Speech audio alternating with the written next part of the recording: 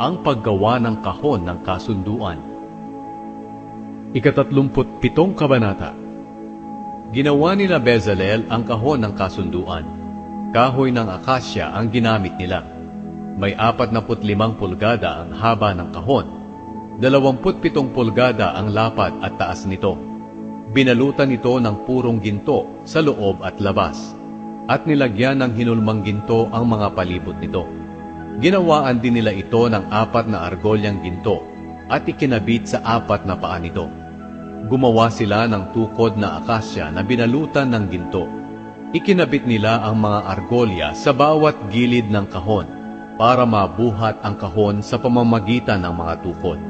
Ginawaan din nila ang kahon ng takip na purong ginto. May 45 pulgada ang haba at 27 pulgada ang lapad. Gumawa rin sila ng 2 gintong kerubin at inilagay sa bawat dulo ng takip ng kahon. Nakalukob ang mga pakpak ng mga kerubin sa ibabaw ng takip para maliliman nila ito. Magkaharap ang 2 kerubin at nakatingin sa takip.